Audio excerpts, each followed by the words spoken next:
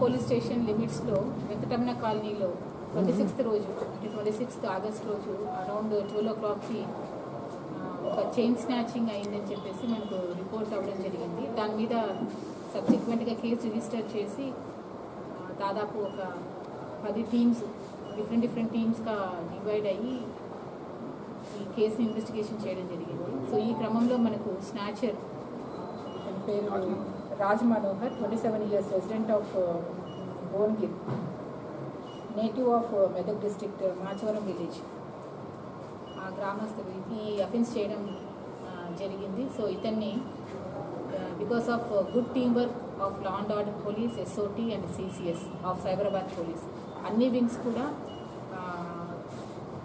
కోఆర్డినేటెడ్గా work చేయడం వల్ల ఇమీడియట్గా మనము ఒక 4 daysలోనే ఈ కేసు డిటెక్ట్ చేయడం జరిగింది. సో ఈ కేసుతో పాటు ఇంకొకటి మల్కాజ్గిరి పోలీస్ స్టేషన్ పరిధిలో ఉన్నటువంటి ఇంకొక చైన్ స్నాచింగ్ కూడా డిటెక్ట్ చేయడం జరిగింది. సో ఇతను ఇప్పటి వరకు ఒక 2 cases చేశాడు. బేసిక్గా ఇతను ఒక ర్యాపిడ్ బైక్ డ్రైవర్, అంటే ఈ ఊబర్ టైప్లో ఈ బైక్స్ అన్నీ కూడా ఆన్ కాల్ వెళ్ళి ప్యాసింజర్స్ని పిక్ చేసుకొని డ్రాప్ చేయడం డెస్టినేషన్స్లో, అలాంటి జాబ్ చేస్తున్నాడు. సో ఇతను ఫర్ ఈజీ మనీ, పెళ్ళయింది, పాప ఉంది, భార్య పుట్టింట్లో ఉంది. సో అదర్ ఖర్చులకు కానీ గర్ల్ ఫ్రెండ్స్ ఈ ఖర్చుల్లో కేవలం ఈజీ మనీ గురించి ఈజీగా కూడా యూట్యూబ్స్ ద్వారా లేకుండా మనం సర్క్యులేట్ చేసేటువంటి ఈ వీడియోస్ ద్వారా చూసి అది నేర్చుకొని ఇంప్లిమెంట్ చేశాడు.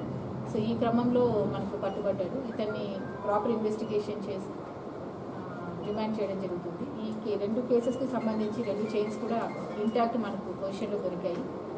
అవి కూడా ప్రాపర్టీ రికవరీ పంచనామా చేసి తర్వాత కోర్టులో ప్రొడ్యూస్ చేస్తాం. మన అల్వాల్ కేసులో అయితే 5 తులాలు, మల్కాజ్గిరి కేసులో ఎంతండి 2 తులాస్. బైక్ ఏమన్నా అతని ఓన్ బైక్ అతని పేరు మీదనే ఉంది. బైక్ని కూడా మనం సీజ్ చేశాము.